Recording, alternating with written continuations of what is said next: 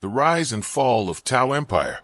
Far beyond the sprawling borders of imperial dominion lies Tau, a modest planet perched on the eastern edge of known space.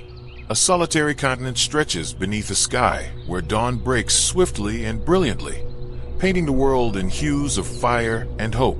This world, small yet fiercely contested, has witnessed the turmoil of countless wars and borne witness to the birth of a civilization unlike any other.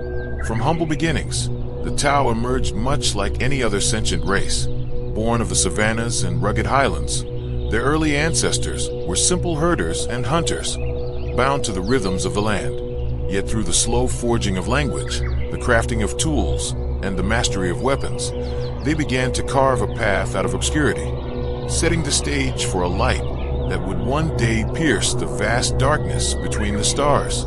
What sets the Tau apart is how swiftly they advanced. Though their lifespan was short by human standards, each generation made rapid progress. Early on, their practical skills and warlike nature outpaced their moral development. This imbalance led to chaos. The Tau split into distinct groups: fierce hunters, skilled builders, traders, and messengers. Tribal conflicts erupted, and black powder weapons spread. The resulting era, known as the Montage, was a brutal time of near extinction. The Tau still fear this dark period, haunted by its violence and division. According to their legends, the Montage ended when strange lights appeared in the sky and mysterious beings called the Ethereals arrived. First seen at the fortress of Phaeton, where two tribes had been locked in a deadly siege, the Ethereals brokered peace where war had reigned. Their calm authority united the warring factions with a shared vision. Though some stories may be myths, none deny that the Ethereals ended the Montage, forging the Tau into a united people with a common destiny. Their unifying vision was the Tau Va, the greater good. Under the guidance of the Ethereals, the Tau rapidly advanced, organizing society into strict castes based on each group's strengths. The Earth caste became engineers and scientists, building their technology. The Air caste served as scouts, messengers, and eventually starfarers. The Water caste managed trade and governance, keeping society running smoothly. The warrior clans, initially resistant, evolved into the Fire caste, the military force governed by the strict code of fire. Together, these castes fueled Tau expansion, from orbiting cities to claiming new worlds. However, their rapid growth brought immense challenges: hostile alien neighbors, relentless demands for resources, and the heavy burden of fulfilling their destiny as galaxy saviors. Many empires crumble under such relentless pressure, yet the Tau thrive on challenge. Despite suffering losses, they advance willingly, driven by their devotion to the greater good. The first imperial encounter with the Tau occurred just before the Age of Apostasy. Early records are scarce and heavily guarded, but fragments reveal the Adeptus Mechanicus discovered Tau while they were still primitive. Initially marked for destruction and resettlement, the Tau world was cut off by warp storms before punishment could be executed. Centuries later, humanity found the Tau transformed into a rapidly expanding empire. Their swift rise unsettles imperial observers, who see the Tau as a growing threat. If their progress continues unchecked, the galaxy may soon face a powerful new power unlike any other, except perhaps the Tyranids. The earliest contact with the Tau, recorded around 6 millennia ago, found them barely beyond a primitive stage, armed only with simple tools and fire. Records are sparse, as their world was isolated for ages by fierce, long-lasting warp storms. When contact resumed, the Tau had made an astonishing leap in development. Though not as advanced as the Imperium, their technology was surprisingly sophisticated for such a short time. A study was undertaken to understand whether this rapid progress was natural evolution or influenced by external forces. Typically, evolution happens slowly, favoring traits that improve survival over many generations. But the Tau's history shows signs of sudden, intense bursts of transformation, far faster than ordinary natural selection could explain. The cause of the Tau's rapid changes remains uncertain. It could be shifts in climate, changes in predator behavior, food availability, or some unknown external influence. These factors may have sped up the evolution of favored traits within their gene pool. The Tau's evolutionary past is complex, Different groups evolved at varying speeds, influenced by their environment and interactions with other species. Details of these interactions are largely unknown due to limited historical records. Based on limited data, a theory called adaptive divergence suggests that the Tau split into separate populations, isolated by geography or social barriers. These groups then evolved differently as nature selected traits suited to their conditions. Normally, this process takes millions of years. However, strange synthetic proteins found in the Tau suggest their evolution was unnaturally accelerated, hinting at some external force at work. The true cause behind the Tau's unnatural evolution remains unknown and is beyond this report's scope. What cannot be denied is their technological heresy. Though their devices rival Imperial craftsmanship, they lack reverence for the machine spirit, a grievous offense. On the Imperial frontier, many colonies trade with the Tau for their advanced machines, ignoring Imperial law.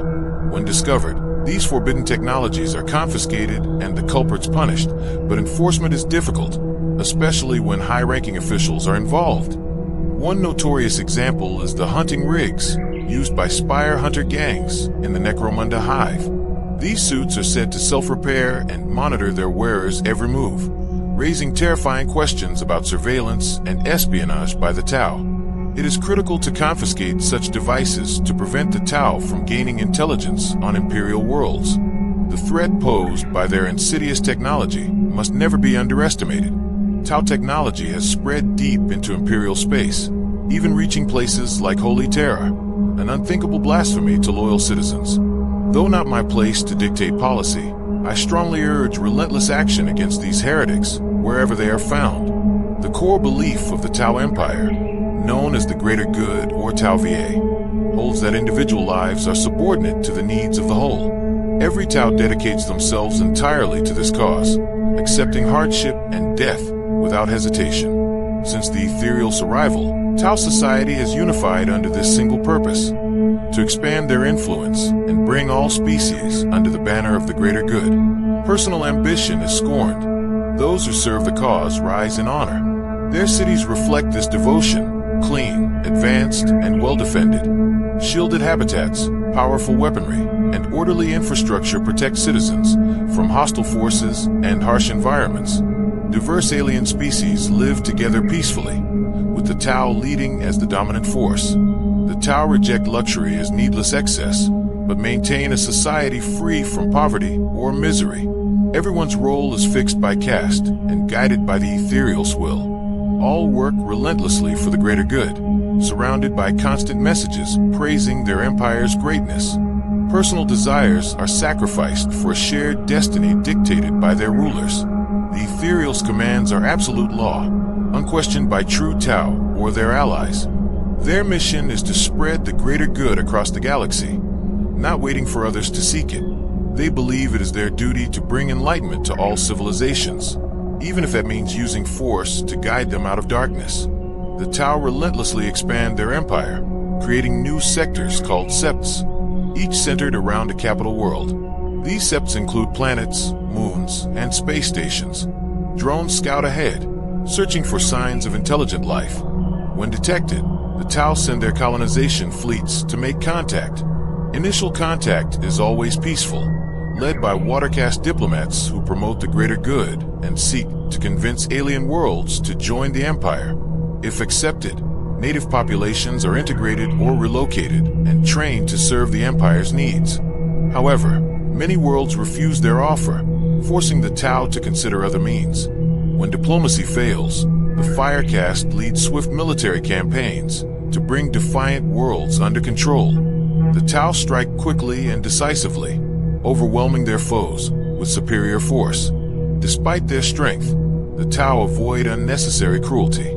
They preserve conquered worlds and peoples, seeing them as future contributors to the greater good. After victory, the Tau enforce integration and re-education, while their Earth caste restores the planet for Empire use. For centuries, the Tau have expanded, pushing back the darkness, though the Great Rift, called Montiavar by the Tau, brings chaos and many worlds lost to shadow. The Tau are devoted to saving lost worlds, no matter the cost. bringing them into their ever-expanding empire's light. Their society is strictly divided into castes, each with clear roles, supporting the greater good. 4 main castes carry out the work, all overseen by a 5th ruling caste. Born into their caste, Tau live and die serving its purpose. The ethereals strictly control breeding and development, nurturing strength and eliminating weakness. The Tau accept this system without question, seeing it as natural and necessary. Advancement within castes is possible, rewarding merit and excellence. Fire caste warriors can rise to command or pilot suits, while Earth caste members may become top engineers or scientists, shaping the Empire's future. Tau society values personal achievement, but only when it serves the greater good. Every contribution, whether from a laborer or a warrior, is equally honored as part of the Empire's success. Individual glory is never for oneself, but always dedicated to the Tau Var. This belief unites the castes and prevents destructive rivalries. The Tau have shorter lifespans and rapid evolution, leading each caste to develop distinct physical traits, almost like separate subspecies. All share humanoid form but differ in build, skin tone, and features. Fire caste warriors appear robust and fierce. Earth caste members are stocky and strong. Water caste traders are agile and clever, and air caste are slender and wiry. None of the Tau show psychic abilities or susceptibility to warp mutation. Their rulers, the ethereals, seem unaware or indifferent to the dangers of the warp. The Tau's lack of psychic sensitivity spares them from warp corruption, a blessing and a danger in a galaxy growing ever darker under chaos. The Fire Caste are the warriors of Tau society, tasked with defending the Empire and crushing any opposition. Descended from fierce hunter tribes, they have grown stronger and more disciplined over time. They live by the Code of Fire, a strict warrior's creed emphasizing skill, loyalty, and ruthless efficiency in battle. The Earth Caste forms the backbone of the Tau Empire, responsible for building cities, machines, and producing food. They are the most numerous caste, ranging from hard laborers to brilliant engineers. Their scientists and inventors create the advanced technology that supports the entire empire, supplying weapons and tools for the Fire Caste campaigns. The Water Caste serve as diplomats, merchants, and administrators, ensuring the smooth running of Tau society. They act as intermediaries between castes and alien species within the Empire. Known for their linguistic skills, the Water Caste easily learn alien languages and master complex social and political customs. The Air Caste, once simple messengers, now operate as pilots and spaceship crews. They transport goods, troops, and expand Tau territory across the stars. The Air Caste, often called the Invisible Caste, rarely leave space. They spend most of their lives aboard starships or stations, adapted physically for low gravity with light, elongated bodies, and hollow bones. In combat, they pilot fighters and bombers, providing crucial aerial support to ground forces. The ethereals stand above all castes as leaders and guides. They govern the Tau with a mix of wisdom and authority, shaping the Empire's path to fulfill the greater good. The ethereals govern the Tau with unmatched authority. Their long lifespans give them a broad perspective, guiding the Empire's goals and the people's destiny. Regarded almost as divine by the Tau, the ethereals serve as rulers, priests, and strategists, commanding absolute respect. They consult caste leaders, but make all final decisions, leading with firm confidence in their vision for the greater good. Their control includes spreading endless propaganda to inspire loyalty, aided by advanced communication technology. To outsiders, they appear aloof and mysterious, encouraging fear or worship among alien species. No one fully understands how they maintain control, though Tau warriors fiercely protect their ethereals, often dying rather than allowing their capture. Imperial scholars speculate on psychic influence or chemical control, but the true method remains unknown. Ethereals inspire their warriors with almost supernatural courage and skill, turning dire battles into unlikely victories. One notable ethereal, Eonshur from the martial September of Viola, is revered by the Fire Caste for his strength and leadership. Though near retirement, Eonshur took on a final mission to aid a struggling colony on Keltir, plagued by orcs. With his guidance, the Fire Warriors cleared the main continent, allowing the Earthcast to build cities and develop resources. During a final inspection, Eonshur was trapped but saved his comrades by killing the Orc War boss with his honor blade, restoring order. The Fire Warriors held firm, repelling wave after wave of Orc attacks, with Eonshur cutting down foes relentlessly. Though exhausted, the Orcs kept pressing forward. As the enemy closed in, reinforcements arrived to find Aeon. She's still defending the survivors, his blade stained with Orc blood. His heroic stand quickly spread through the Empire, and the Ethereals declared Aeon. She must continue leading new battles. Known as the Aged Wonder, Eonshur now commands forces on the Empire's frontier, inspiring his troops despite being secretly captured and forced to fight in alien pits. At the top of Tau leadership stands Aeon Var, the supreme ethereal whose word shapes the Empire's destiny. His presence alone boosts production and morale across the Tau worlds. Aeon Var, despite his unmatched importance, often leads Tau armies from the front, not by fighting, but by inspiring the fire and air castes to legendary feats. His victories at Sioka System, Mount Shaun, and the Elyush Gauntlet are celebrated throughout the Empire, marking him as the master strategist behind their greatest triumphs. Beyond war, Aeon Var is a skilled diplomat, bringing even hostile alien races into the Empire. His incredible lifespan makes him a symbol of stability and purpose. Unbeknownst to most, Aeon Var was assassinated during the Damocles Gulf War. The Ethereals now use advanced technology and AI to keep his image alive, maintaining the illusion of his eternal rule. The Firecast formed the core of Tau military power. These elite soldiers are rigorously trained and deployed wherever the Empire demands strength. The Firecast's strength drives Tau expansion and crushes all opposition to the greater good. From youth, these warriors are trained in the code of fire, learning discipline, honor, and reason. They value smart strategy and self-control, avoiding the brutal chaos of mindless violence. Their warfare relies on speed and overwhelming firepower, not costly, desperate battles. Though the Tau Empire covers many worlds, its population is small compared to the galaxy. It cannot afford needless losses or reckless fighting. Wasteful tactics are seen as signs of failure and savagery, not honor, and the Firecast embody efficiency and precision in war. Fire warriors will sacrifice themselves for the greater good, but avoid pointless death. Commanders who win at heavy cost are often criticized rather than praised. Their tactics emphasize rapid, continuous movement, aiming to weaken enemies without needless losses. They ignore symbolic targets, focusing only on strategic assets like supply hubs or defense sites. The Firecast prefers to destroy captured positions rather than hold them, preventing costly stalemates. They rely on superior technology provided by the Earthcast instead of static defenses. Though strong, Fire Warriors sometimes lack the raw power or speed of their alien foes, making tactics and equipment crucial to their success. The Tau avoid brutal, savage combat, relying instead on advanced technology, rigorous training, and commitment to the greater good. Their pulse weapons launch plasma blasts that can strike enemies at great distances or in rapid bursts up close. Fire Warriors wear helmets with enhanced communications and sensors, coordinating with AI drones that provide shields, fire support, and battlefield control. Their strategy favors precise shooting over brute strength, delivering relentless fire to overwhelm whether attacking or defending. Beyond gear, the Firecast values the close bonds and mental resilience of their soldiers, who often train and fight together as tightly knit units. The strongest bond among Fire Warriors is the Talisara, a sacred oath taken through a knife ritual, pledging lifelong loyalty and support to one another. Warriors who share this bond address each other by name, a rare privilege in their culture.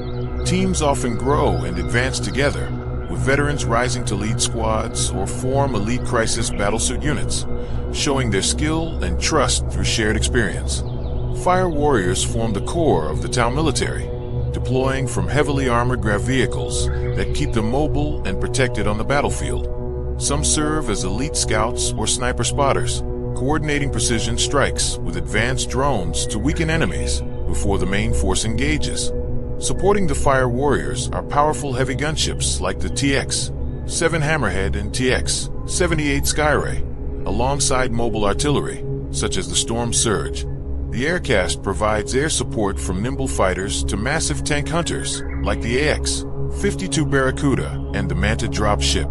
Only the most skilled warriors pilot these advanced machines, which dominate battlefields and work seamlessly with orbital forces from the aircast. This well-oiled war machine constantly evolves, driven by the Firecast's core principles of warfare. Two main tactics dominate Tau strategy, Montcar and Kayan. Both are rooted in ancient hunting methods, taught rigorously at Firecast academies, and embody different ways of trapping and defeating enemies. The Kayan strategy, meaning patient hunter, is the oldest Tau war method. It uses traps and decoys to lure enemies in, then strikes suddenly when they commit. These lures can be feigned retreats, isolated forces, or valuable battlefield targets used to bait foes. Masters of Kayan use multiple layers of deception and mobile traps to break enemy unity before delivering a swift, crushing attack. Montcar, or killing blow, is a more aggressive, high-risk tactic. It relies on fast, precise strikes against critical targets, followed by quick withdrawals. Success depends heavily on timing and intelligence. Montcar attacks often come from several directions at once, using mobility and firepower to confuse the enemy. The final call to strike is made by ground troops with the best view, often pathfinders behind enemy lines. Successful Montcar missions bring great honor to both commanders and scouts.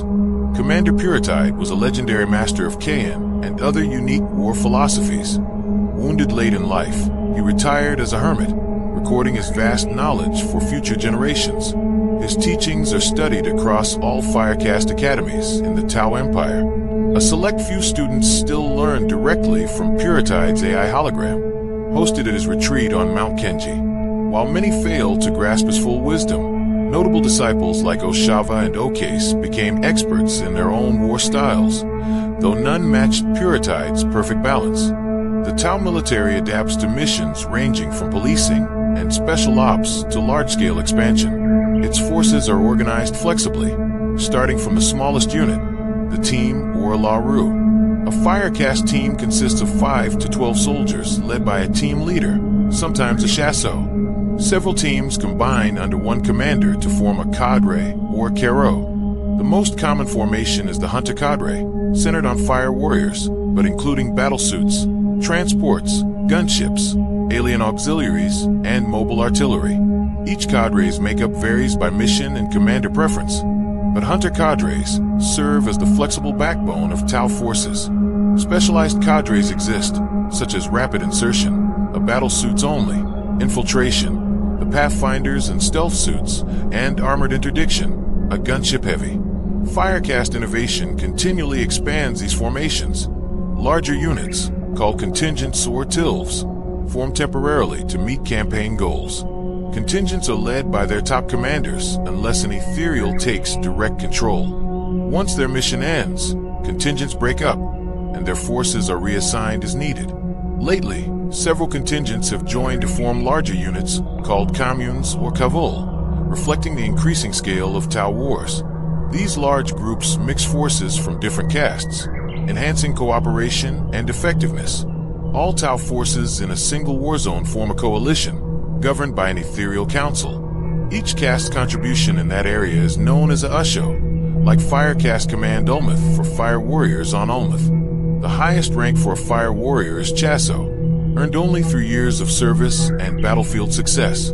Achieving this rank means mastering tactics and the art of war.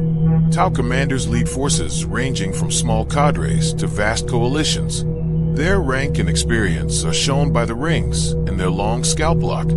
Junior commanders might control 100 warriors, while legendary leaders can mobilize millions with a word. Leadership styles vary.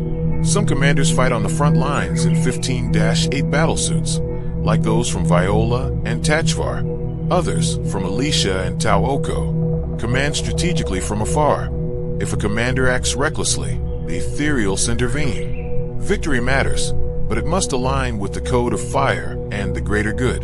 Personal glory is secondary, and severe discipline awaits those who risk unnecessary losses. Upon becoming a Chasso, a Firecast warrior serves their sept for life or until honored retirement, sometimes joining the elite Cassitol High Command. Each sphere of expansion has legendary commanders whose tactics are still taught, like Quick Strike of Borkhan and Dawn Strike, famous for his deceptive retreats. Yet none match the fame of Commander Puritide, whose victories shaped the second sphere expansion. Among his greatest students is Commander Ashasara Shadowsun, a master strategist in her advanced 15-22 Stalker suit and a leading figure of Kaon warfare. Over 400 years ago, Shadowsun was a prodigy who trained under Puritide alongside her rival Oshava. Their rivalry fueled great achievements, notably during the campaign on Dalef Prime, where their combined tactics stalled the Imperial steamroller advance. Following that war, Commander Farsight was chosen for a critical mission beyond the Damocles Gulf, marking a new chapter for the Tau military. Shadowsun, along with other pupils of Puritide, was placed in suspended animation to await the Empire's future needs. Though restless, she accepted the Ethereal's decision, knowing her time to serve the greater good would come. That moment arrived during the Great War of Confederation against the Orcs. Revived and given command by Supreme Ethereal Ianvar, Shadowsun proved her mastery of Kaon tactics repeatedly. Her greatest feat was a daring strike to end the Kresh expansions. Using an artificial eclipse and stealthy jump jet dropships, she led her cadre deep into Orc lines, assassinating their leaders silently. With the Orcs leaderless and in chaos, victory was swift. This triumph cemented Shadowsun's status as a legendary hero, earning her promotion to Supreme Commander. At the legendary training ground of Commander Farsight, Shadowsun arrived wearing a new 15-22 battle suit from the Earthgast. Her presence inspired every fire warrior who witnessed her. She began by destroying a statue of Farsight, marking a break from the past.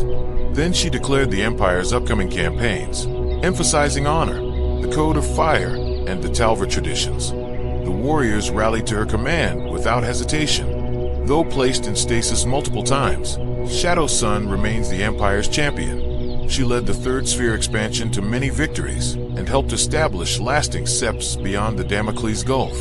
Her notable triumphs include the swift conquest of Agrellan, defeating Corvin Savarax of the Raven Guard, and leading the Fifth Sphere's bold advance into the Chalnoth Expanse with decisive campaigns. After her victory at Astorges, Commander Shadowsun turned her attention to the growing Orc threat. The Orcs flooded into the Chalnoth Expanse from the Fulner Nebula, taking advantage of ongoing conflicts in nearby systems. With several star systems barely held and fighting raging elsewhere, Shadowsun refused to let the Orcs derail the Fifth Sphere expansion. She deployed forces strategically across the Vialas, Midasha, and Asota systems, using Kaon tactics to slowly wear down the enemy. Her goal was to crush the Orc threat and secure Tau control over the region. For deeper details on these wars, one can explore further campaign records. Meanwhile, investigations reveal a rogue Firecast commander named Oshava, also known as Commander Farsight, who abandoned the Tau Empire and leads mercenaries in the Damocles Gulf. The Tau Empire was long seen as perfectly united, with no signs of rebellion, making this case of treason all the more surprising.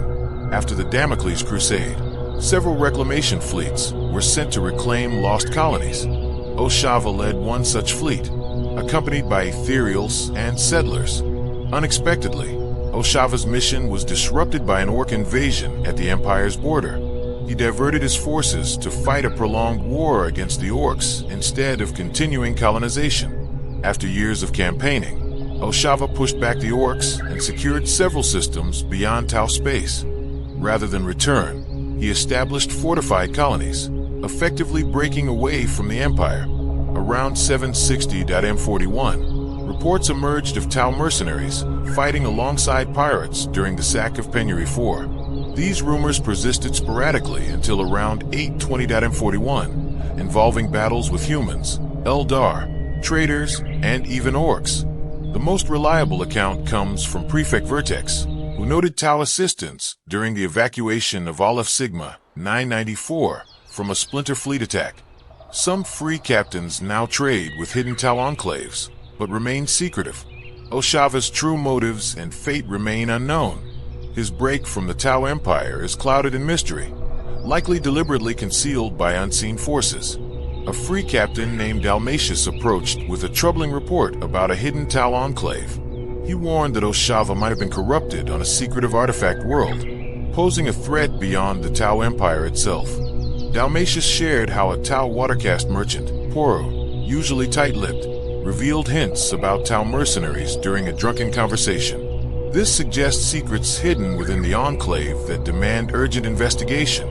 The merchant Poro admitted, with some guilt, that Tau mercenaries, fighting for pay rather than the greater good, was troubling. He then spoke of Commander Farsight, a legendary leader who had fought off major threats centuries ago. After the Imperial Crusade, Farsight led a mission to reclaim lost colonies near the Damocles Gulf. But the expedition ran into trouble. Reports came back confused, and the ethereal guiding them was killed under mysterious circumstances. Farsight later fought another orc invasion, but vanished without a trace. Rumors say his followers, without their ethereal, might have fallen into chaos, risking a return to old rivalries and disorder instead of unity under the greater good. Poro believed that if anyone led the breakaway forces, it would be the Fire Caste. He feared the Fire Warriors' hunger for constant war could bring disaster. He warned that trouble was growing in the Damocles Gulf, and the Imperials needed to be alerted quickly. Oshava, born of Viola September and a student of Commander Puritide, is the most controversial figure in Tau history. He achieved great victories beyond Damocles Gulf, but rejected the ethereal High Council and the Tau's rule. Known for his fierce will and bold tactics, Oshava is seen by some as a hero, and by others as a stubborn traitor. Trained by Puritide, he mastered swift, aggressive strikes, favoring close combat over long-range fire. Commander Farsight earned his name through brilliant tactics, especially against the orcs, anticipating enemy moves before battles began. While the ethereals accuse him of desertion, Farsight claims the Empire abandoned him as his forces advanced beyond Damocles Gulf with little support from home. Commander Farsight's final campaign in the Second Sphere drained the Empire's resources. His decision to fight endless orc hordes caused the Ethereal Council to distance themselves, viewing his actions as reckless. By the battle on Arthas Moloch, Farsight was estranged from Unvar, and the Ethereals lost control, deepening the divide irreparably. Driven by pride and loyalty to his warriors, Farsight established fortified colonies beyond Imperial reach. These strongholds and his legacy persist despite ongoing wars. The Ethereals are puzzled by Farsight's apparent longevity.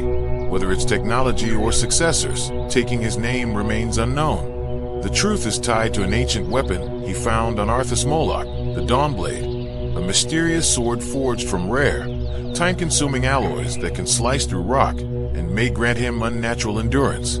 Each life cut short by the Dawnblade transfers its stolen lifespan to Farsight, granting him centuries of unnatural life.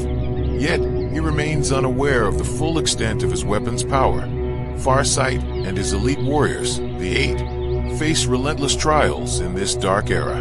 During his campaign against the orc warlord Nazdreg on Dragrok, the chaotic Baal fleet suddenly appeared.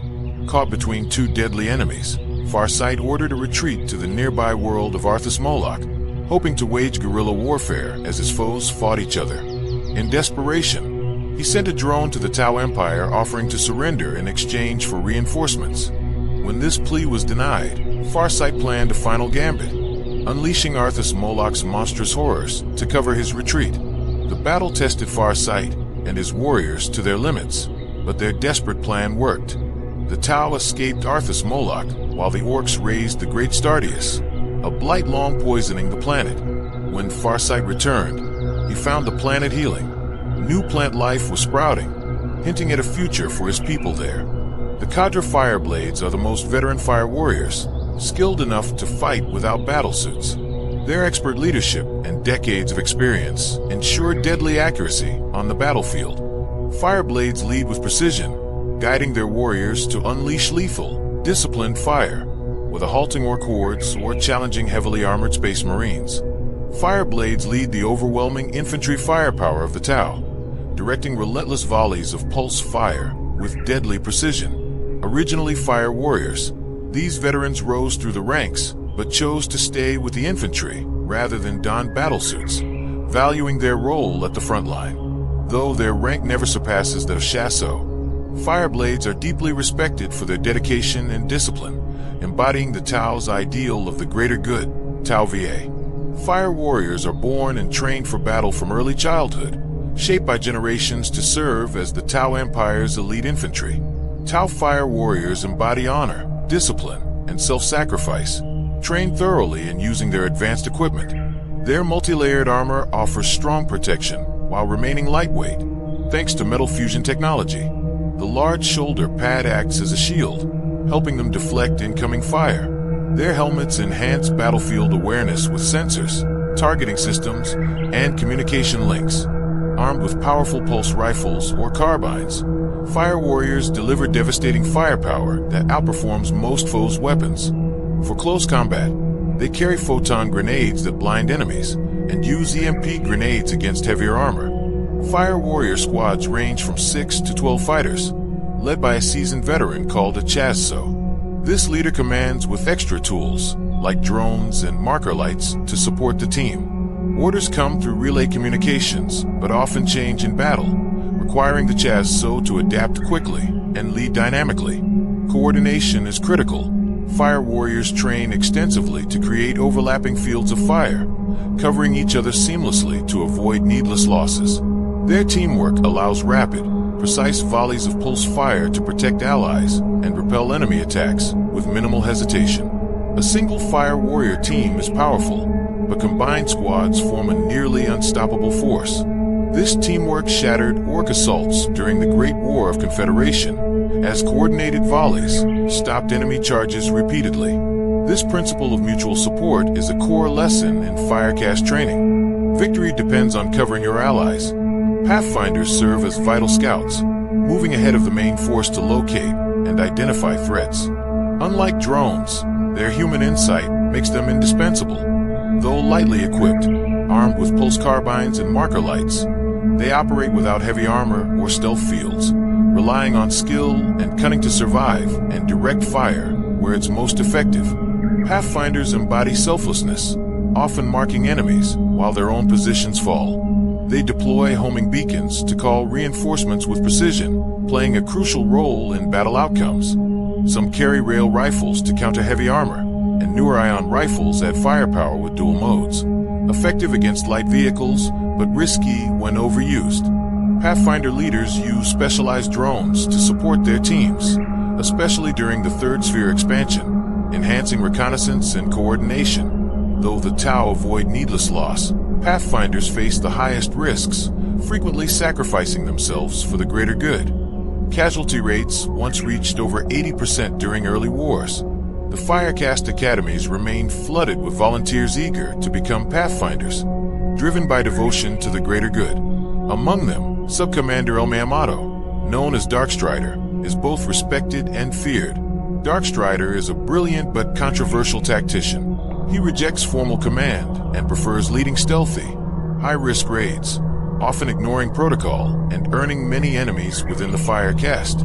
Originally from 2, he earned his battlesuit through trial, declined elite stealth teams, and returned to Pathfinder squads where he excelled in dangerous missions, always escaping and gaining fame. His notable deeds include disabling the Galatha's mysterious devices, hunting tri-headed beasts on Neptune, and during the Great Wars, sabotaging orc war machines. Yet he avoids leadership roles, favoring covert strikes behind enemy lines. Tradition rules the Firecast, yet Darkstrider defies it by rejecting promotions and ignoring rank, walking dangerously close to insubordination, rare among the Tau. His superiors often refuse to work with him, though some, like Shadow Sun, respect his cunning and courage. Armed with a prototype structural analyzer, Darkstrider recently returned victorious from campaigns against Space Marines and the Zeist conflict. He avoids heavy armor combat but excels at distracting stronger foes and escaping, securing vital wins. The Deadville Fish Armored Troop Carrier is key to Firecast mobility, carrying up to a dozen fully armed warriors safely into battle and providing fire support once deployed. It's essential for rapid troop movement and flexible battlefield positioning. Powered by anti-gravity and jet engines, The devilfish glides smoothly over terrain, able to boost over obstacles impossible for conventional vehicles. This agility lets commanders keep pace with gunships and set up deadly ambushes. The devilfish isn't just a transport. It provides crucial fire support and rapid troop extraction when enemies get too close. Its burst cannon and gun drones help suppress attacks and protect disembarking warriors. Tau tactics often rely on swift redeployment, using the devilfish to pull troops back and establish new firing lines. This keeps enemies at a distance and prevents encirclement, allowing relentless pulse fire to weaken foes. A bold maneuver, especially from Viola September, involves deploying fire warriors at close range for devastating point-blank attacks. Though risky, successful strikes can rout enemies. Failure exposes the Tau to counterattacks. These fast counterattacks are central to Tau strategy, often coordinated with battlesuits and Pathfinder marker lights to maximize firepower and surprise. The devilfish can be enhanced with seeker missiles for extra firepower or defensive tools like decoy launchers and shield disruptors, making it adaptable in battle. The 15-8 Crisis battlesuit blends heavy armor, speed, and firepower perfectly. Standing twice as tall as a fire warrior, it's made from advanced nanocrystalline alloy, light yet as tough as Space Marine ceramite. Equipped with repulsor jets, the 15-8 can leap over obstacles or drop into combat from the air, giving its wearer exceptional mobility and surprise. Its real strength lies in carrying multiple weapons and support gear, making it one of the most flexible and deadly suits on the battlefield.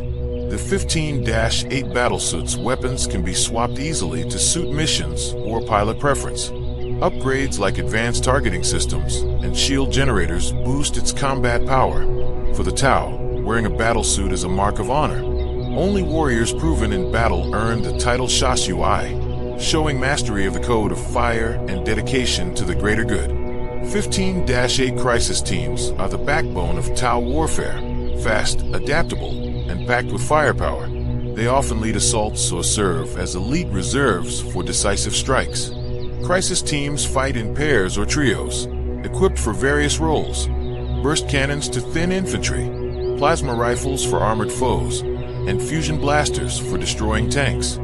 Different Tau septs favor distinct weapon setups based on their tactics. For example, Viola Crisis teams use the Sunforge formation, 3 15-8 suits armed with twin-link fusion blasters, capable of destroying tank companies. In urban combat, Torlica Sep's lone warriors use flammers, burst cannons, and stimulants to clear out entrenched Imperial Guard forces effectively. Veteran Crisis warriors with flawless records become Shasnamis, elite bodyguards chosen to protect commanders at all costs. They are highly respected for their selfless dedication. These bodyguards often sacrifice themselves to shield their leaders, embodying the Tau ideal of the greater good. And 15-8 Crisis bodyguard is expected to give their life to protect their commander. Surviving while their leader falls brings great shame, and they often spend years seeking redemption. Some commanders, like Dawnstar of Dale of September, equip their bodyguards with rare, advanced VX 802 suits. Bold leaders who fight at the front risk frequent losses among their protectors.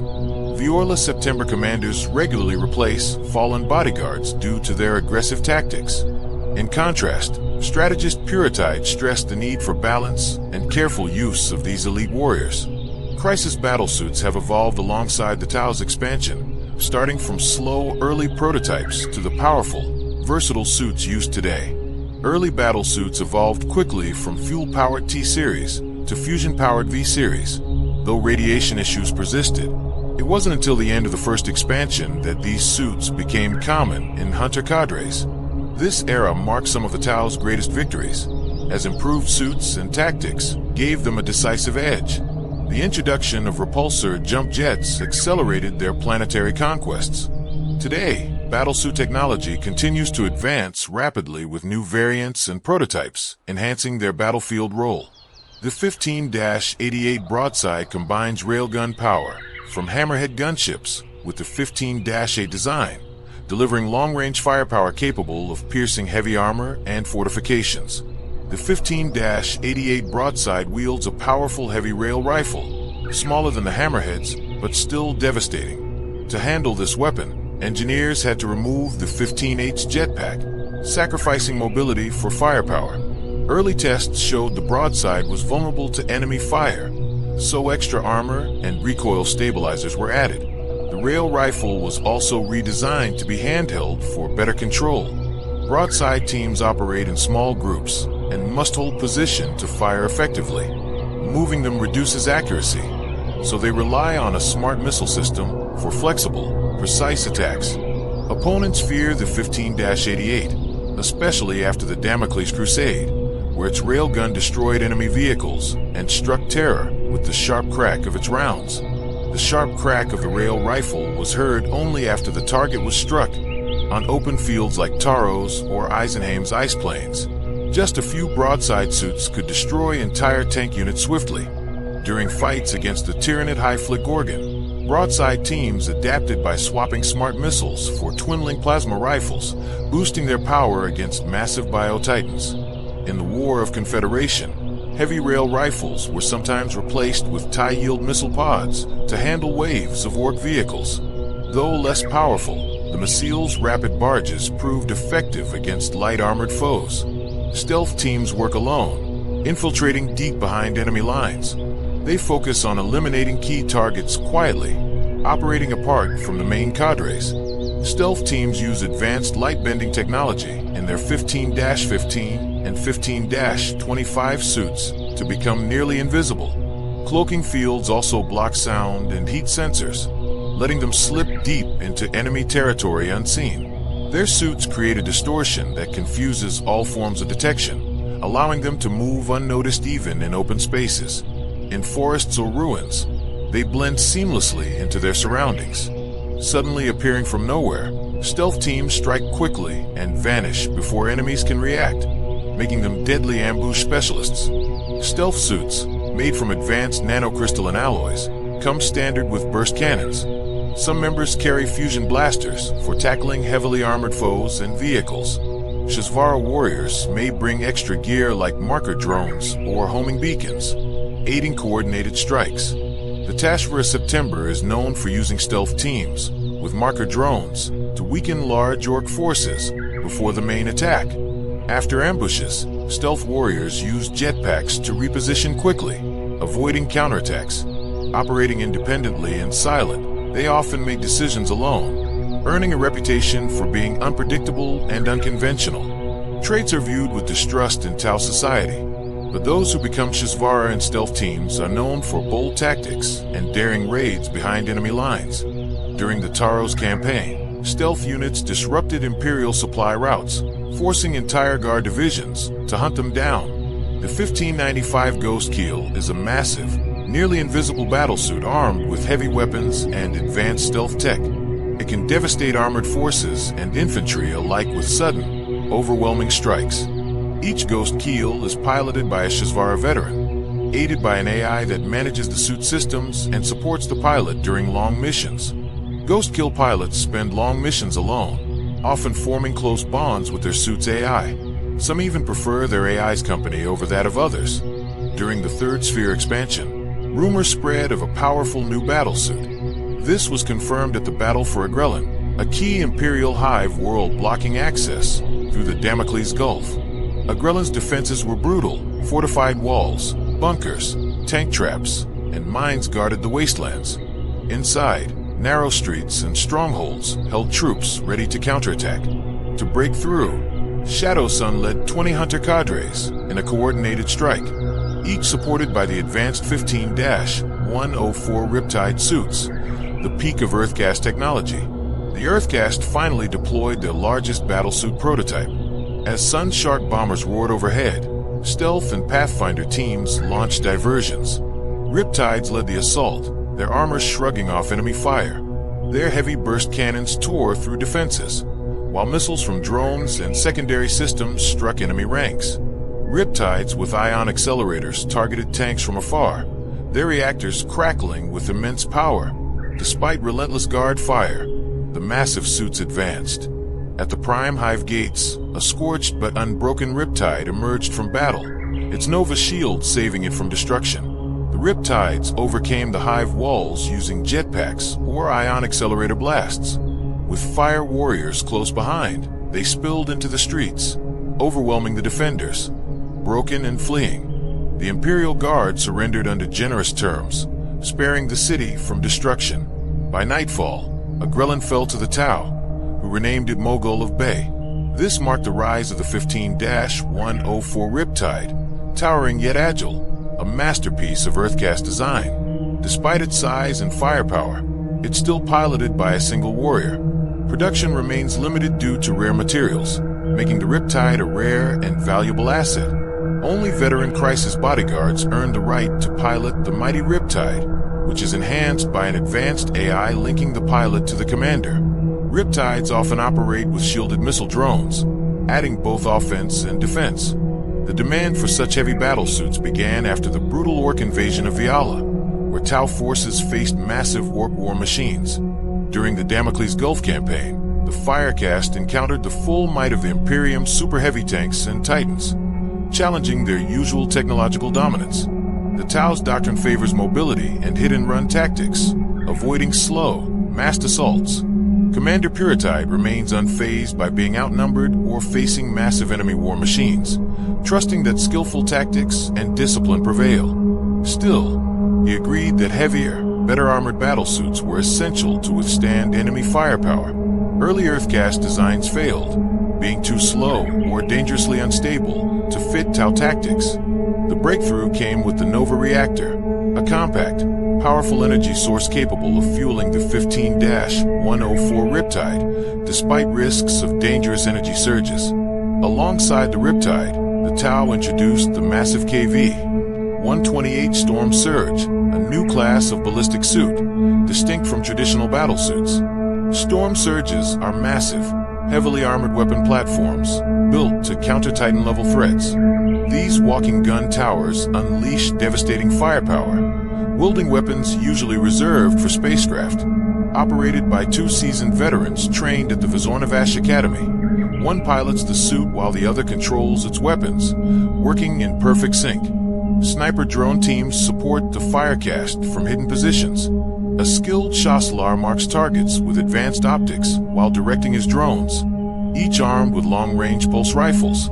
Thanks to stealth technology, the marksman remains hidden, guiding his drones to eliminate key enemy personnel with precision. The long-shot pulse rifle fires deadly plasma bolts over great distances, capable of taking out key targets with precision.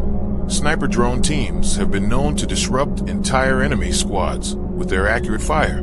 During raids in the Pardus Rift, one team famously eliminated a Terminator squad by hitting weak points in their helmets. Sniper drones use anti-gravity jets to hover, fire, and quickly retreat behind cover, making them tough to hit. In the battle on El Kalashan against High Fleet Gorgon, these drones forced massive Tyranid creatures to halt and seek cover. Marksmen carry pulse pistols for close defense and use marker lights to guide allied missiles, though some prefer to stay hidden, letting their drones take the risk. A marksman can control up to 9 sniper drones, often supported by extra controllers. If all marksmen fall, the drone's AI keeps fighting, sometimes remaining active long after the battle ends. The Piranha is a fast, lightly armored skimmer with twin pilots. It uses jet thrusters and anti-gravity engines to stay low and strike from cover. Equipped with a main weapon and 2 drones, the Piranha strikes swiftly, attacking infantry, targeting enemy armor, and supporting troops with coordinated fire. Fire warriors know the sound of a Piranha zooming overhead well and no longer react to its sudden approach. Piranhas operate alone or in groups of up to 5, using burst cannons to devastate infantry or smaller teams to hunt scouts and teleporters. Equipped with fusion blasters, lone Piranhas excel at striking tanks from vulnerable angles, relying on speed and agility rather than armor. They quickly deliver firepower where needed, often coordinating with Pathfinder teams who mark targets to maximize damage. Pathfinders call on Piranhas for rapid strikes when threatened, buying time to reposition. The most renowned pilot, Gavar of the Viola Set, tallied over 1,000 kills, with his greatest victory coming after retiring to train others. When orcs invaded Viola's largest moon, Gavar was called back to defend the vital food base with a half-trained Piranha squad, leading swift, coordinated strikes. His teams targeted the orcs' lighter vehicles with burst cannons and their heavier war wagons with fusion blasters. The orcs tried to counterattack, but Gavar's skimmers feigned retreat, drawing them into deadly traps. In a final act of bravery, Gavar rammed his damaged Piranha into the war boss's battle wagon, destroying it and breaking the enemy's assault. He was honored as a hero of the Empire after his death. Hunter cadres don't rely on traditional artillery. Instead, they use Sun Shark bombers, fast, agile aircraft designed to strike ground targets with devastating plasma bombs. These bombers unleash pulse bombs, powerful plasma spheres that explode on impact, wiping out enemies across a wide area. Flying in tight groups, Sun Sharks can obliterate large enemy formations with a single pass. Though their pulse bomb system can occasionally fail, these bombers also carry seeker missiles, called in by troops on the ground for precise support. Sun Shark bombers improve their chances by targeting enemy vehicles and armored troops, supported by nearby air units. They feature a tail missile pod and a nose marker light to coordinate bombing runs. To protect themselves, Sun Sharks carry 2 wing-mounted interceptor drones armed with twin-linked ion rifles. These drones either act as turrets or detach to escort the bomber. When deployed, interceptor drones intercept enemy fighters, using bursts of speed to outmaneuver foes and lock on targets. Few enemy aircraft survive the ion rifles, and some drones boast high kill counts, earning respect from their pilots. Razor Shark strike fighters are a thrilling sight for fire warriors on the front line, diving from clouds to strike enemy ranks. Based on the Sun Shark design, they sacrifice interceptor drones for extra thrusters and replace the pulse bomb with a powerful quad-ion turret. The quad-ion turret unleashes devastating blasts that can obliterate light vehicles and entire infantry squads, despite some instability when overcharged. During the Tyranid invasion of Kelshin, Razor Sharks played a crucial role, sweeping low to cut through swarms of chitin-armored foes, while other aircraft engaged at higher altitudes. Their relentless attacks broke Tyranid momentum, their ion beams piercing thick armor and turning the tide of battle. The Razor Shark tore through enemy lines, leaving burning alien remains in its wake. It hunted command beasts with precision, no matter how deep they hid or how well guarded they were. When stealthy creatures like lictors or raveners appeared, the Razor Shark would pivot back, swiftly neutralizing the threat before it could disrupt the fire warriors. Though capable of air-to-air combat, the Razor Shark was designed to support ground forces. Its success made it a favorite among the warriors it protected. Armed with a burst cannon and 2 seeker missiles, it could strike with deadly force. The missiles hit hardest when guided by ground teams using marker lights. For the Tau, owning the skies is the key to victory. The Razor Shark embodies this belief, turning air dominance into battlefield control. By clearing the skies of enemy aircraft, Tau ground forces can strike freely, focusing fire without fear of aerial threats. Sun Sharks unleash bombing runs with precision, while Razor Sharks flank enemy troops, firing from safe distances using long-range ion weaponry. With airspace secured, Tau commanders can direct firepower exactly where needed, dismantling enemy positions with deadly efficiency.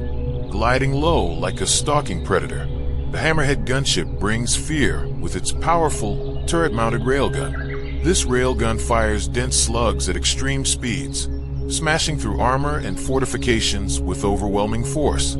As the Tau's main battle tank, the Hammerhead has earned a reputation across the stars, respected, feared, and rarely withstood. Some Hammerheads replace their railgun with an ion cannon, firing explosive energy blasts ideal for lighter targets. It can be overcharged for wider destruction, though this carries risk. For close threats, Hammerheads deploy twin-gun drones. These can detach, switching to autonomous mode to complete independent strike or defense missions. Though heavily armored, Hammerheads often fight from afar, using long-range firepower to dismantle enemy tanks with terrifying ease. In the Damocles Crusade, the Hammerhead earned fearsome status. Entire Imperial armored regiments were wiped out before reaching Tau lines. When the Imperium launched a massed counterattack, the Tau met them with Hammerhead and Sky Ray formations. Outnumbered but not outmatched, they held firm. Using mobility, superior range, and armor-piercing fire, the Tau destroyed tank after tank, turning the battlefield into a graveyard of Imperial steel. By the war's end, Imperial tank crews were gripped by fear, scanning the horizon endlessly, dreading the sudden strike of a hidden hammerhead. Though deadly in tank duels, the hammerhead's true strength lies in Tau strategy. Its railgun submunitions can tear apart charging hordes, halting even Tyranid swarms in their tracks. Coordinated with fire warriors and pathfinders, the hammerhead shots become even more precise, guided by marker lights to annihilate high-priority threats. Among the firecast, none are more feared in a hammerhead than Shasla Tau Shunning, Long Strike, Titan Slayer, and Tank Ace of Legend. From his earliest training, Long Strike displayed unmatched skill behind the controls. During the Third Sphere expansion, that talent was forged in fire. On the scorched plains of Tross, he faced waves of Imperial tanks. Outnumbered 6-1, the Tau held firm, Long Strike turning enemy steel into burning wreckage. Though the Tau won the field, it came at great cost. Long Strike stood alone, his bondmates lost, but his name forever etched into Firecast history. Long Strike fought on as human tanks crushed everything in their path. Tau wounded allies, even their own. Calm under fire, he used the terrain to shield his hammerhead and struck with surgical precision. Each railgun blast claimed another Imperial tank, until razor-sharp fighters swept in and ended the assault. From that battle, Long Strike's legend was born. In the Imperium's retreat from Tross, Long Strike continued to shatter enemy armor, including a flawless railgun shot that brought down a Warhound Titan. He soon tested the advanced 15-02 pilot battlesuit, syncing mind and machine to maximize precision and react instantly in combat.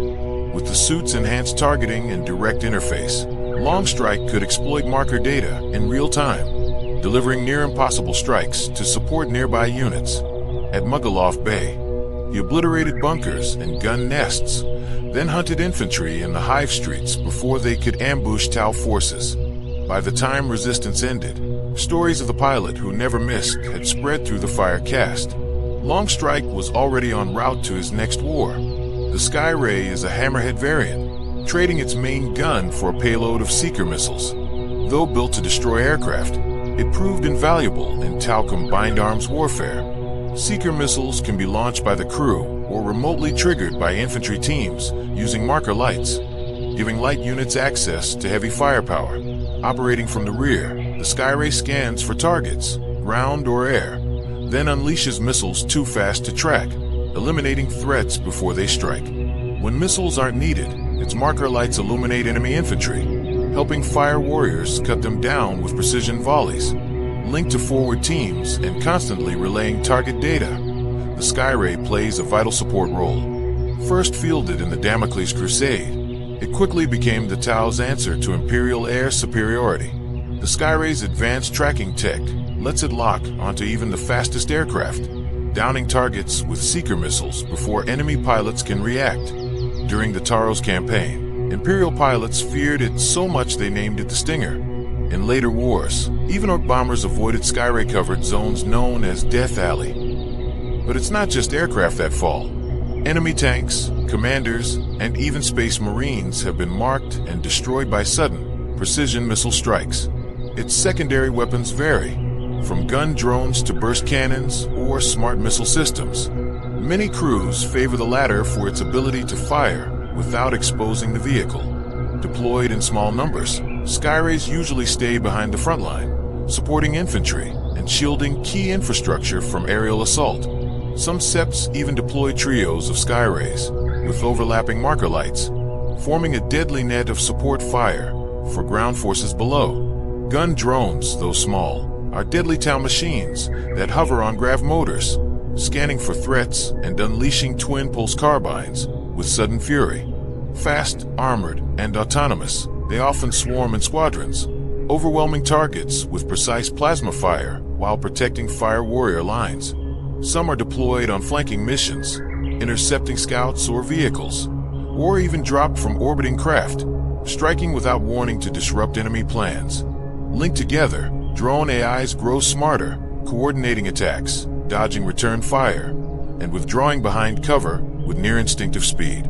They often circle enemy armor, seeking weak points, while some are upgraded with shield generators or marker lights to support wider battlefield operations.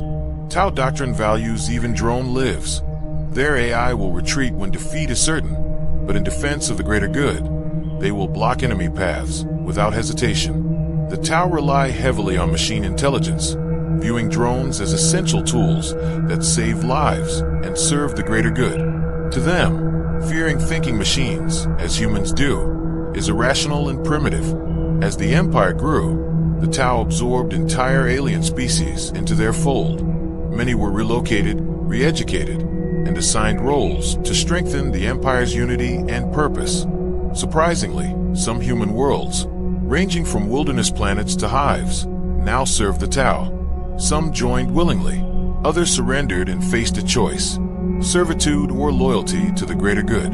Captured Imperial Guardsmen have been reconditioned to serve in Tau ranks. While many in the Imperium call this treason, these converts now see themselves as loyal citizens of a new order. Captured human troops are sometimes given a choice: serve the Tau or live out their days as prisoners. Many accept re-education and are later deployed in support of the Empire, applying their Imperial training in Tau campaigns.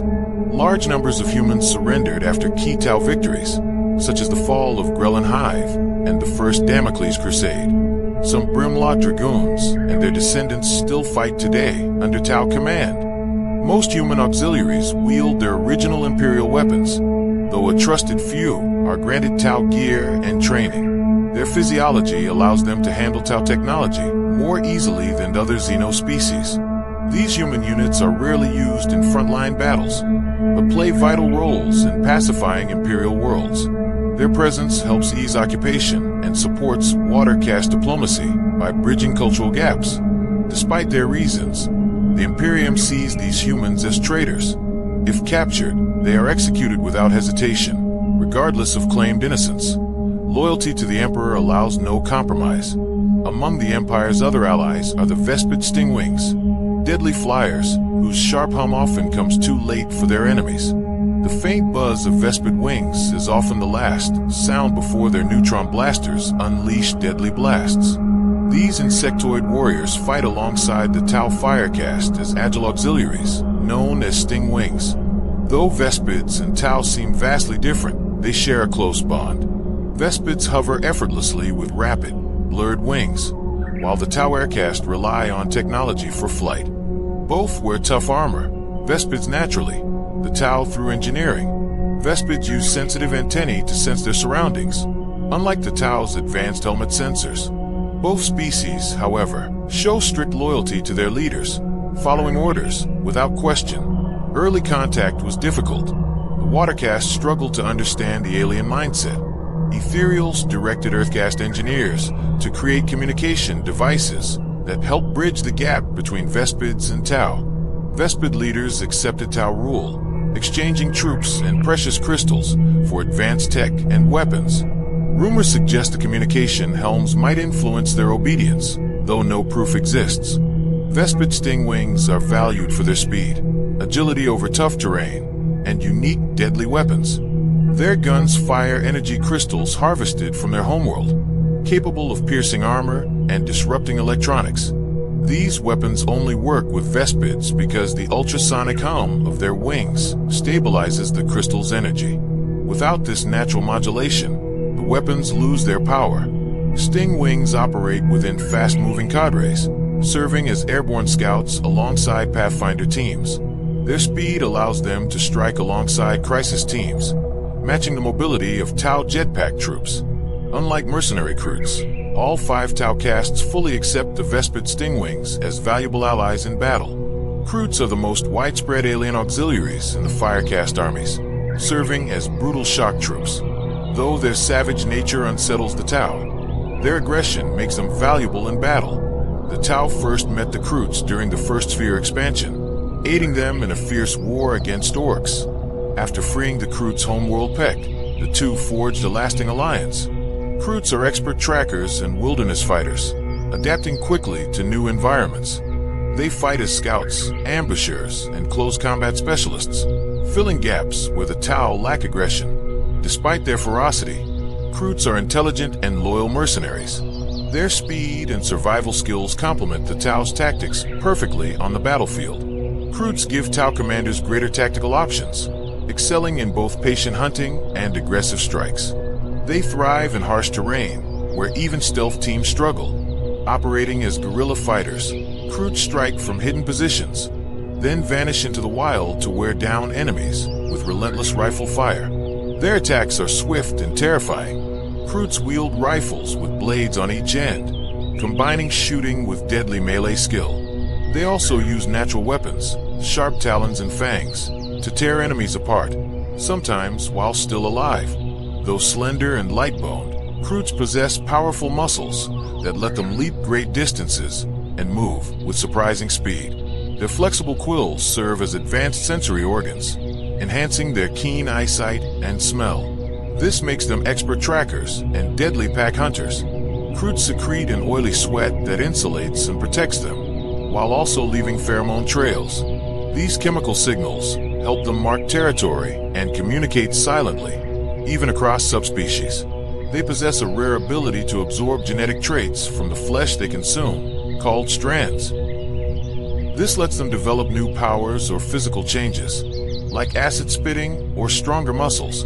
However, careless absorption can lead some Kroot groups into evolutionary dead ends, creating odd and less effective subspecies. Kroot weapons are straightforward and brutal. Rifles and repeaters rely on simple mechanical firing methods. They also use heavy tangle bombs to injure or trap foes. Their long guns fire explosive rounds, while blast javelins are weighted for deadly throwing attacks. Their arsenal reflects their raw, aggressive combat style. Some Kroot subspecies evolved by obsessively absorbing certain genetic traits, gaining unique powers, but losing much intelligence and adaptability. Their forms became permanent, unable to evolve further. These subspecies are seen by many Kroot as warnings, examples of what happens when evolution stalls. They possess abilities the Kroot lack, but also show the dangers of losing flexibility. Kroot share strong bonds with their subspecies, built on cooperation rather than dominance. Those subspecies can't speak Kroot language. They understand commands through whistles and pheromones. Kroot hounds are fierce trackers, with powerful beak-like jaws that can tear armor. They hunt in packs under strict Kroot control, attacking vulnerable enemies with savage efficiency.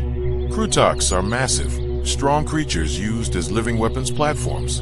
Older Krootoks carry heavy guns operated by Kroot warriors riding on their backs, fiercely protecting their riders like close kin. Young Krootoks are faster and more aggressive, but just as loyal. They form deadly rampager packs, combining strength and speed to strike swiftly and fiercely. These rampagers move easily through rough terrain and ruins, making them key in surprise attacks. They charge enemy lines or flush out hidden foes, while Kroot riders strike with brutal weapons. Rampager packs excel at breaking enemy formations and spotting targets for Tau-heavy fire, disrupting battles with relentless harassment. Kroots also have a natural talent for taming various creatures, from symbiotic parasites to enormous beasts, strengthening their forces with these diverse allies. For ages, Kroots have used creatures from many worlds, like the Calamandra, an amphibious, fast, and camouflaging quadruped from Chatter swamps. These solitary beasts serve as ideal mounts for Kroot lone spears, stealthy scouts operating far from their kin. Lone spears rely on Calamandras for quick strikes against enemy vehicles, using long guns or javelins, then disappearing before foes can react. Their stealth and speed make them deadly hunters. To avoid genetic pitfalls, Kroots follow Shapers, leaders skilled in managing their unique evolutionary traits, called strands. Shapers are more than commanders. They are mystics, strategists, and navigators, vital to Kroot survival. Shaping covers many talents, including trail shaping, where paths are marked and traps set to ambush enemies and protect Kroot forces. This knowledge is passed carefully to ensure strong leadership for every kindred. War shaping guides battle plans and controls pack movements during attacks and retreats. Flesh shapers decide which genetic traits, or strands the Kroot should absorb to improve their kind. Most shapers specialize in one skill: trail shaping, war strategy, or flesh manipulation. Though they can perform any role, their expertise shapes how Kroot society functions. Kroots have long sold their combat skills for supplies and weapons. Shapers also handle hiring, negotiating contracts mainly with the Tau, but sometimes with humans, Eldar, or even darker forces. Kroots choose employers based on many factors. They seek well-paid, low-risk jobs that offer new genetic strands. They are shrewd negotiators, sometimes switching sides mid-battle if it benefits them. By consuming enemies, Kroots gain insight into their foes' weaknesses, helping avoid deadly traps.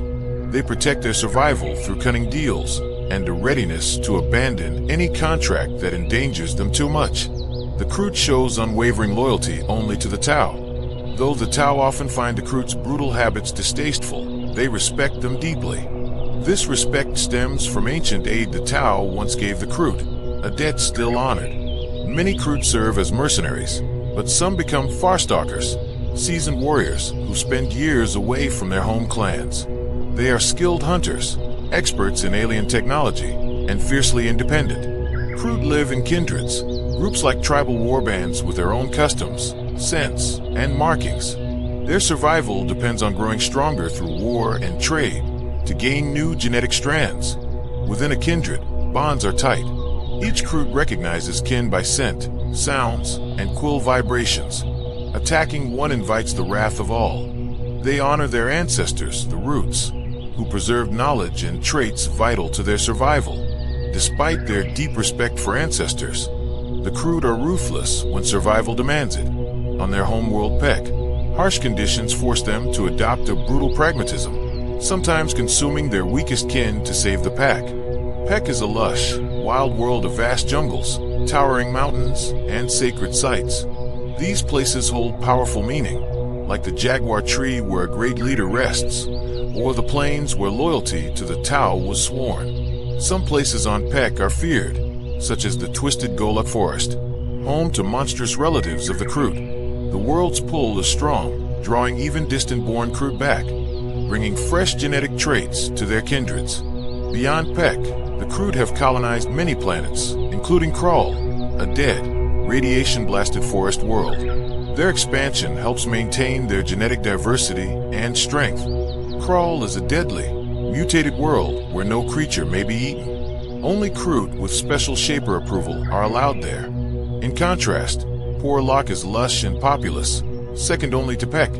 Porlock's diversity remains intact thanks to strict flesh shaper control, unlike Pek, where many native species have been hunted to near extinction. The third largest Kroot population lives on Chatter, a jungle world scattered with orcoid wreckage. Its people are divided between swamp-dwelling traditionalists and tech-savvy scavengers who exploit the ruins. Aqua is a harsh, frozen world, heavily polluted but rich in fuel resources. Its inhabitants work relentlessly to extract these. Viewing other Kroot worlds as softer, Nokomias, an artificial planetoid not built by the Kroot, serves as a busy spaceport. It attracts traders, mercenaries, and travelers, mostly from the Tau Empire. The Tau Empire is organized into septs, star systems centered around a main world with colonies, space stations, and defenses. Each sept is unique, shaped by its culture and population mix. Tau September, the Empire's capital, is a hub of culture, wisdom, and military strength. It's where the Tau species first rose, and where the High Council resides, guarding the future of the greater good. Under the watchful presence of Iamvar, the Empire's ruling ethereals meet in gleaming domes, joined by top caste leaders who advise and carry out their commands. Tau September hosts the largest cultural and bureaucratic hubs, run by skilled water caste officials. Despite its advancement, the September still preserves natural beauty alongside its grand cities and defenses. The Tau take pride in their wisdom, having avoided ravaging their home and nearby worlds, a mark of their refined culture. The oldest fire caste academies are here, where warriors earn personal battle names as a mark of honor. These academies produce elite fighters equipped with the finest gear. For the Tau, Access to such resources is not a privilege, but a solemn responsibility to serve the greater good without fail. Fire warriors of this September train relentlessly, pursuing flawless mastery of ancient Tau combat traditions.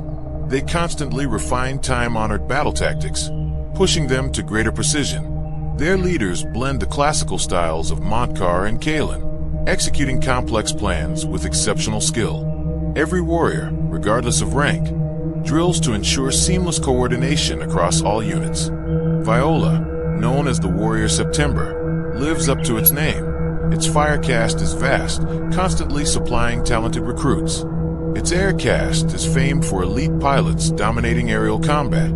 Viola's worlds orbit volatile binary stars, with many planets settled despite dangerous, aggressive wildlife. The Ethereals have decreed these threats remain unchecked, shaping the harsh environment the Tau endure. The fierce spirit of Viola shapes its people, known across the Empire for their boldness and grit. Viola's name is tied to courage and relentless will. Viola's Earth caste has driven key advances in close-range weapons like pulse carbines and blasters. They also developed the Onager gauntlets, used by elite Tau leaders in major conflicts. Their water caste traders are shrewd and daring, while their diplomats are famously tough negotiators, feared even by the most hardened foes. Viola's greatest power lies in its military, producing vast numbers of skilled warriors and advanced war machines, rivaled only by the Tau September itself. Violent commanders are bold, embracing aggressive tactics rooted in Montkar philosophy, using forceful reconnaissance followed by surgical strikes. They take risks others avoid, causing tension in mixed forces, but often achieving stunning victories that cripple enemies before they can react. Against stubborn foes, Viola unleashes rapid, overwhelming assaults, breaking resistance swiftly with relentless campaigns. While they employ classic Kion tactics, Viola adapts them with brutal aggression, using wounded enemy assets as bait for decisive, crushing ambushes. Violet September's Firecast academies are among the oldest and most famous in Tau space. Training domes like Vasher and Corvate have shaped countless legendary warriors. Statues of these heroes stand proudly at Violet Prime, inspiring every new Shasla who hopes to join their ranks one day. Sakya September was hard to settle. Its harsh worlds faced brutal storms and fierce heat from their star. Yet the Tau built vast dome cities, making Sakya the Empire's most populous system. Across Sakya's planets, interconnected domes and farms spread wide, while underground caves hide Earth-cast labs and factories working non-stop. Sakya Prime is a blazing metropolis of crystal and metal, once desert lands now home to billions. Unlike humans, the Tau maintain order and prosperity despite such dense populations. The Tau view the Imperium's brutal hive cities with both pity and disgust. Their own Sakya cities are orderly and healthy, thanks to the greater good. Every Sakian works selflessly to keep their worlds productive and their people disciplined. This calm, steady nature suits their military perfectly. Sakya's firecasts are deadly and precise, choosing targets carefully before unleashing powerful volleys. Their commanders excel at layered, tactical strikes known as Kion. Familiar with urban combat, Sakian warriors train in massive underground facilities, replicating alien cities, preparing for close-quarters battles. They are often tasked with brutal urban warfare, facing high risks but meeting challenges with proud discipline and calm resolve. Borkin September is wealthy and scholarly, fueled by rich mineral mines and brilliant Earthcast scientists. It has long been a hub of innovation and learning for the Tau Empire. Borkin Prime is renowned for its vast libraries, art, and grand architecture, thanks to a strong Earthcast presence. But Borkin is also a center for cutting-edge military science, home to the most advanced research facilities in Tau space. Scientists here develop stasis chambers that allow whole units to travel in suspended animation across the stars. The first pilot battle suit was created by Borkin teams and famously used in battles on Mugaloth Bay. Borkin's Firecast benefits from constant technological upgrades, using the latest armor, weapons, and shields. Fire warriors test new inventions in combat, knowing some will fail, and those lost are honored as heroes in Borkin's grand libraries. Dalith September suffered the worst during the Imperium's Damocles Crusade, its worlds devastated by brutal fighting. Yet, through unity and resolve, Dalith rebuilt stronger, becoming a vibrant hub of trade and culture. Dalith's watercast excel at complex negotiations aimed at mutual benefit, forging alliances beyond the Tau. After the war, many alien races aided Dalith's recovery, bringing materials, labor, and becoming citizens. Now, Dalith is a diverse, thriving sept, an example of Tau unity and hope for the galaxy's future. Its military includes numerous alien auxiliaries, reflecting this shared strength. Commander Farsight quickly reclaimed many worlds from humans until the orcs appeared, forcing him to divert his efforts. What began as raids against orc war bands escalated into a fierce war against massive orc asteroid fortresses. Farsight pursued the war boss to Arthas Moloch, a desolate, artifact world where his forces faced a brutal, unknown enemy. All Ethereals with Farsight's force were killed, and the attackers vanished, leaving the world empty once more. Ignoring orders to withdraw, Farsight led his surviving troops after the orcs, vanishing beyond communication through the Forbidden Zone. After years without contact, the Empire declared the expedition lost and mourned Farsight's fall. Later probes revealed Farsight still lived, having founded independent colonies far beyond the Damocles Gulf. These Farsight enclaves reject ethereal control, governing themselves yet still adhering to Tau principles, an uneasy break from the Empire.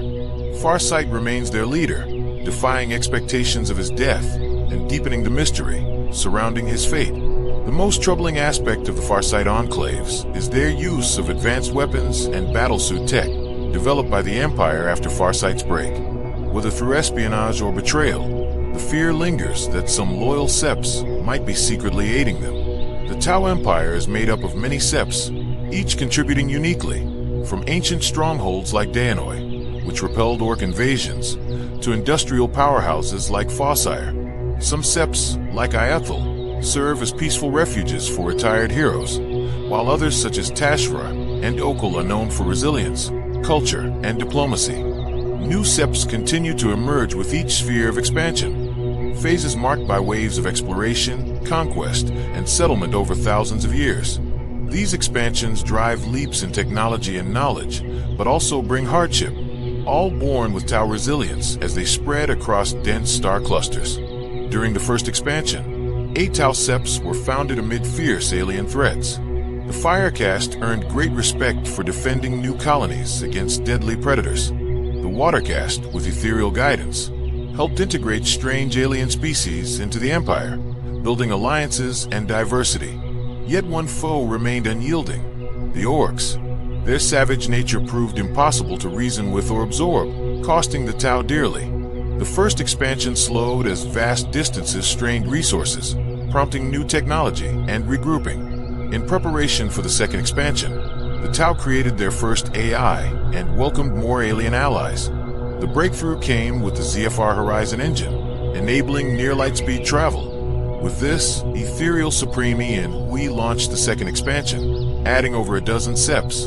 Commander Puritide rose to fame, securing worlds like Elishia and Tashvar through brilliant campaigns. Even orcs dreaded facing him. Near the end of this era, the Tau crossed the Damocles Gulf, first meeting the Imperium. Watercast diplomats won several human worlds, but Imperial retaliation forced a Tau retreat. The Damocles Crusade ravaged Tau space until Commanders Oshava and Ashazira halted its advance on Dalef Prime. Afterward, Ethereal Var sent Oshava back to continue the fight, but he and his followers mysteriously vanished. Meanwhile, fierce battles against the Gorgon fleet at Kelshan September drained the Tau's remaining strength, marking the end of the Second Sphere expansion. Just as the Tau prepared for their third expansion, a massive orc invasion erupted from the Western Veil Nebula, striking Viola, Sakia, and Tayuni Seps. Ethereal Supreme Unvier united the Empire's forces in the Great War of Confederation, halting and eventually defeating the orcs. Several of Puritide's top commanders had been preserved in stasis, awaiting this crisis. Ashazira was reawakened and led the Tau with unmatched skill. After 12 brutal years, Shadow Sun emerged as a legendary Firecast hero, securing victory in key battles across the Dawn worlds. With the Empire hardened and victorious, UNVA launched the Third Sphere expansion, advancing faster ships and stasis chambers to deploy entire hunter cadres. Shadow Sun led the charge across the Damocles Gulf. The Watercast led years of diplomatic efforts, allowing Shadow Sun's forces to quickly claim many new worlds. Her campaign culminated in the capture of Agrellan, made the capital of the Mugoloth Bay September.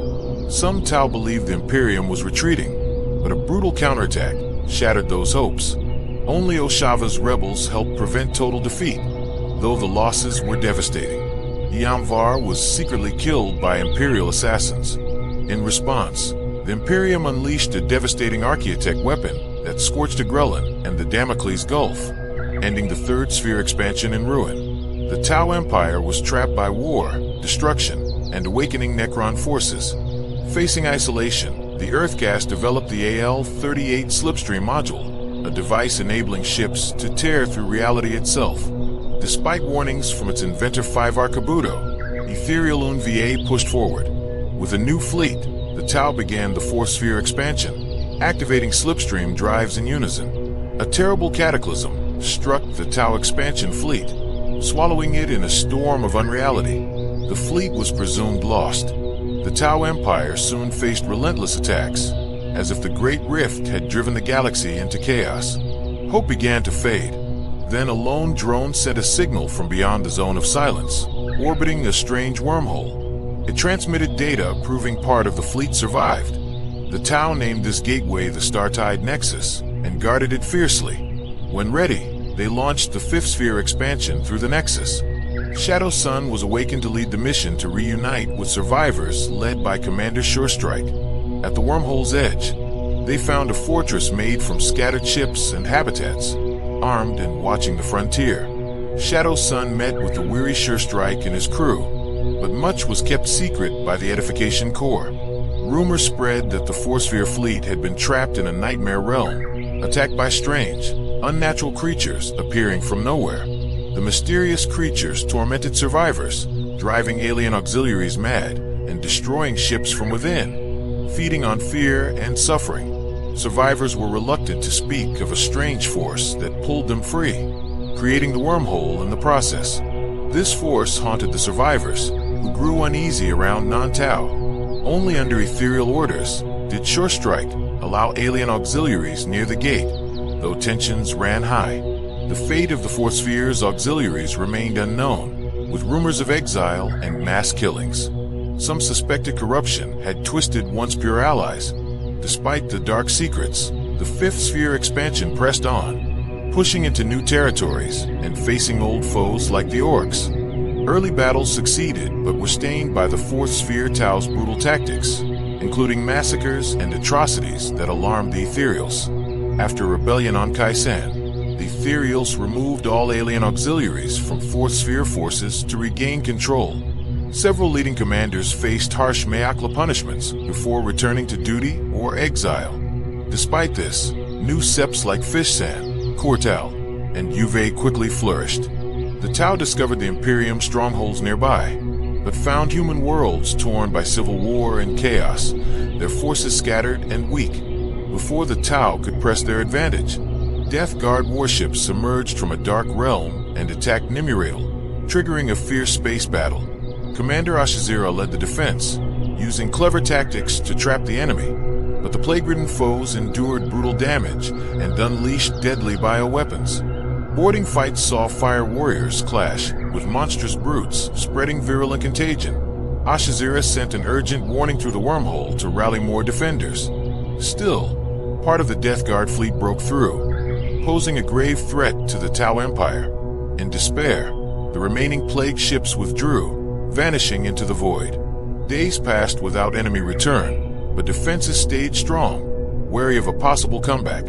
Though the Battle of the Atoll crippled the Fifth Sphere fleet, Shadow Sun pressed onward into fractured human systems. Some populations welcomed the Tau, while others suffered from mutation or madness. Resistance was fierce on worlds like Astagaius, where fanatical defenders fought fiercely. Hybrid enemies in Pekin forced the Tau to rely on stealth and careful strikes. Slowly, The Tau reclaimed worlds for Nimya Atoll, but the war expanded, drawing new foes and reinforcements. The Empire's new frontier was hard-won and far from secure.